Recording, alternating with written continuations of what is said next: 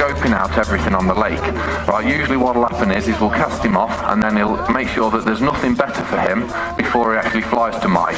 And then once he realises, no, there's nothing in reach at the moment, he'll then fly to Mike. Right, so Graham's now gone in with the dummy bunny, which was a very lame effort, I must admit. So now we've safely got Levi back, what Mike's actually got to do is offer him another piece of food to step off his rabbit, which is his kill. Alright, so sometimes it can be very easy and other times it can be very tricky. The birds, they get what we call sticky foot. Now their feet are basically working on a ratchet system, so once they really have squoze into what they've caught, it's very hard for them to actually let go, which comes in very handy when they're out in the wild actually hunting their own quarry. Alright, but Mike's actually offered Levi a nice piece of food, and he has stepped up off the dummy bunny, and once Mike sorted him out, he's going to bring him across the front so you guys can take some photos of him. You can see he's got his wings down because he's actually got a piece of food, and he's doing what we call to mantle. Exactly the same as your mantelpiece at home, which is covering your fire. Levi's actually covering his food. Now we all know that none of you are going to try and take his food off him, but Levi's not thinking like that. He's got his piece of food, he wants to keep it all for himself, so he's actually covering it, as well as from you, other predators that are going to be out flying above, so our native buzzards. Although they're not likely to come down and try and steal any food off Levi, he's still being on the safe side and actually just making sure that no one can see it at all. I'll introduce you to Sarah, who's just making her way out now with Bruno. And as you can see, Bruno keeps on walking over towards the side there. She is very, very hard to control, alright? Now Bruno is a striated caracara, and they've also got the nickname, the Johnny Rook. Now they look more like a corvid, you crows and your rooks and your jackdaws, spending a lot of time on the floor, and there's the music. As I say, in the wild, what they'll naturally do is look around underneath rocks and more than happy to move rocks about to reveal food. Now, Bruno's actually jumping the gun there because that's something else that we'll do later with her. But she knows this routine better than us, I think. But quite often, she's incredibly hard to control. And when she does want to disappear and do her own thing, that is literally what she does. Now they've also got the nickname the Falkland Caracara. That's where they come from, the Falkland Islands. Now they do live in large groups and quite often squabble between themselves, especially when they've found a large penguin carcass to eat. And the younger birds, they will be the ones that are going to be there first, and then the older ones will come and literally bully them off it. Alright, but I say these are incredibly intelligent birds, and there's loads and loads of different things that you can actually teach them. Now what she did there, jumping in and out of the bin, was another example of what they would do naturally in the wild. They will go through bins, literally finding any bits of scrap or anything that they can comfortably get their feet into, and their beak, sorry.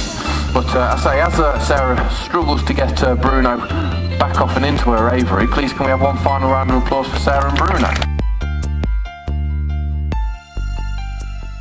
Hey guys, actually swinging the lure is one of the most enjoyable things in falconry, but also it's one of the most difficult. Alright, now at the moment Rowan's actually ranging out to build up some speed, and now he's coming in pretty much as fast as he can, incredibly quick, to try and catch that lure. Now what you'll see Graham do is actually present the lure out in front of him, which is the opportunity for Rowan to catch it, and then pull it away at last moment, just like that.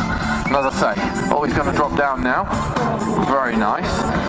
Now, one of the main tricks with the lanaurettes is after they've done the pass, to literally fly vertically up, to turn on themselves and come vertically back down. It's incredibly hard for the falconer to actually pass the bird when it is coming vertically down at you. Well, that's what all the falconers actually like to see, the falcon in its stoop. Alright, so when the falcon is in its stoop, that's where it's going to be getting all of its speed from. And Graham's actually looking out for signs that Rowan's getting tired. Now, if Rowan actually touches the lure during his flying, Graham has to reward him with it. We don't want to rob the falcon, but if Rowan doesn't win the game, then Graham will shout out a word, which I don't want to say on the microphone, I don't want to give Rowan a false sense there, and then throw the lure up and let Rowan come in and have his reward. Alright, and now there is the word, up goes the lure, and Rowan catches it in flight. So he's let him have a small amount of the food off of the lure, and then he's offered him a bigger piece while covering up the piece on the lure to make him step up. So all the time Rowan is in contact with some food. Now these are our 3 American bald eagles. I forgot to mention that we do work on a point system here at the centre, and it does look like our 3 members of staff are being very sneaky in casting the birds off straight over your head. Right, now what I mean by the point system is, if any of you guys get knocked off your benches, absolutely stunning. Keep on going. Beautiful. Sorry that I've stopped talking at the moment, guys. I'm just quite amazed at this.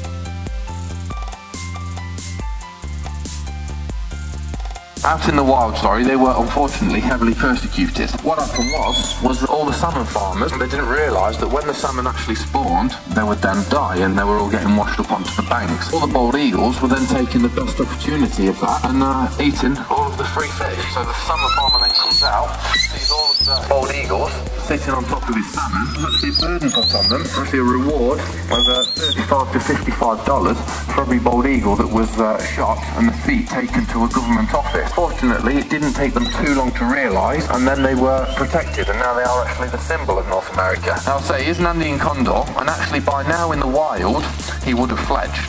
Alright, so they nest around between 10 and 15,000 feet above sea level, and around this time, what his parents would do would just kick him out of the nest, which sounds quite sad, but with being that high and that amount of wind, all that he would have to do is open his wings, and the wind would then take him up, and that's how he would basically learn to fly. I thought he was jumping onto Emma's back then. It has happened on occasion when we have taken guys into his aviary with him, and we've been crouching down, and what he tends to do is come in for a hug. Alright, so he'll be leaning on you, almost knocking you over. Then out of the blue, he'll then jump up onto your lap. And I promise you, he does weigh a hell of a lot.